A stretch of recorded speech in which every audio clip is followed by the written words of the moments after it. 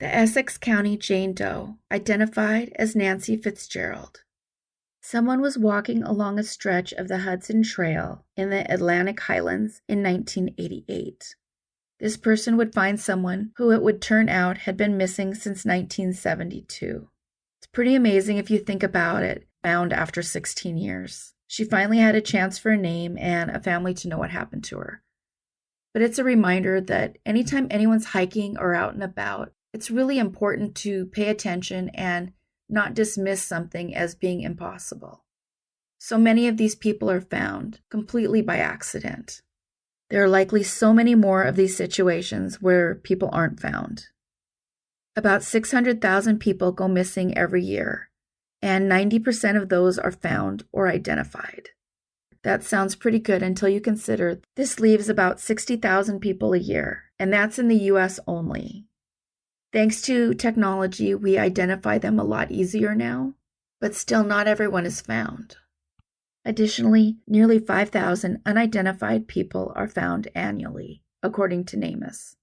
In this case, we are talking about the Hudson Trail in the Atlantic Highlands. The Henry Hudson Trail is a rail trail in Monmouth County, New Jersey. It's a long trail, about 24 miles. In this case, local residents were trying to clear a portion of that trail in order to offer a bicycle trail along the beach.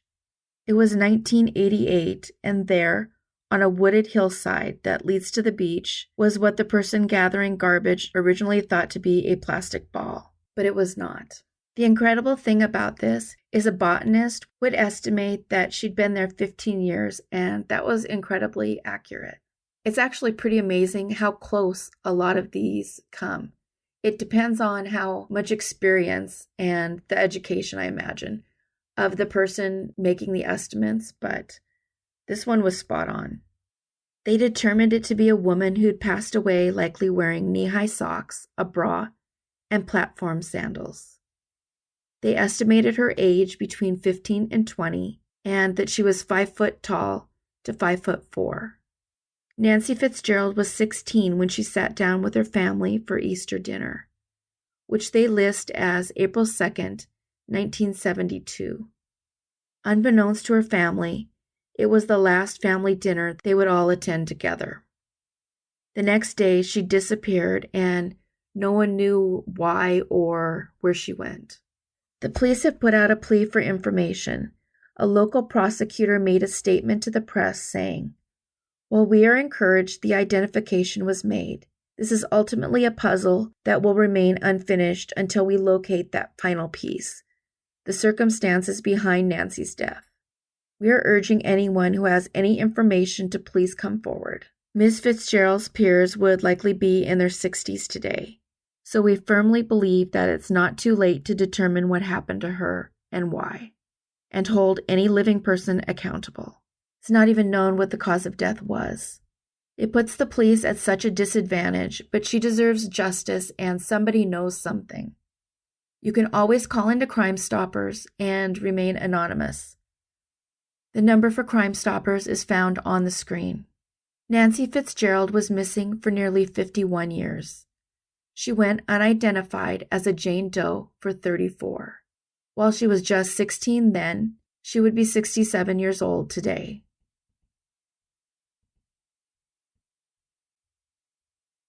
The Rosharon John Doe, identified as Robin Dewaine Mangrum.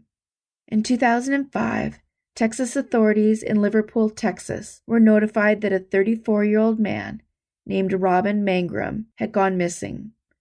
The man was a father of 2 who was last seen at a Chevron gas station in Rosharon, which is about 15 miles from Liverpool. According to Robin's mother, his father knew within a week of him disappearing that Robin Mangrum was gone for good. They always believed he met with foul play, and that they may never know what happened to him. What they did not know is that a man was found by hunters in 2020 in the woods of Rosharon. It looks like very little was reported about those remains, but they were likely using genetic genealogy to try to place who that person had been. It would take 2 years until November of 2021, but they would finally have an answer to that question, thanks to the North Texas Center for Human Identification. Robin's mother, especially, had been suffering for over 15 years. Mangram's father died in 2017 without ever having closure. His son and daughter are now in their early 20s and just learning that their father is dead. Officials told family his cause of death was inconclusive, but Walton says she believes he was murdered. They shouldn't have done that to him. I mean, it's just, I don't know, I miss him so much. Walton says her son battled with drugs, but he was a kind man who always made time for family. Another woman had been found in that same area. Robin's mother is clear that she believes that someone did this, and that it's related to the remains of the other woman found in that same area. So far, there's zero proof the two cases are related. Anyone with information in Robin's disappearance is asked to contact the Brazoria County Sheriff's Office at the number on the screen. Robin Mangrum was a missing person for 17 years. He went unidentified as a John Doe for 2. If Robin had lived, he would be 51 today. The Decatur Jane Doe, identified as Wanda Floyd. Wanda Floyd would find herself being taken by ambulance to Decatur General Hospital in Decatur, Alabama, on July 15, 2020. From the 2900 block of Jefferson Street in Cortland, Alabama. It's not clear what was wrong with the 60-year-old woman, but she found herself in distress. After treatment, got a ride back to Cortland, which is about 20 minutes away. 16 days later, a fisherman at Flint Creek in Morgan County would report to 911 that he found the remains of a woman on July 31st, 2020. DNA was collected and sent for analysis, but no match was made in the database. At some point after she disappeared, her identification and Medicaid card were found on the corner of Rosa Street and Harold Washington in Cortland, Alabama. After this, none of her checks that were mailed to her were cashed, and this was considered out of character. The estimate for the Jane Doe was pretty wide, 25 to 50, and the recreation looked nothing like Wanda. But still there were suspicions that the Jane Doe was in fact Wanda Floyd.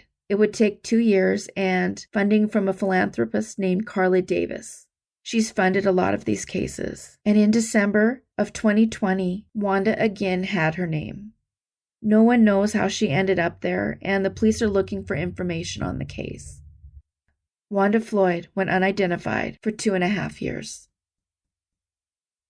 As always, thank you so much for watching. The current goal for the channel is 20,000 subscribers. Please consider subscribing and hitting the bell so you don't miss new episodes. Thank you so much to everybody commenting. Even with just an emoji, it really has made a big difference. Without it, there isn't a channel, so thank you guys so much. Take care of yourselves and each other.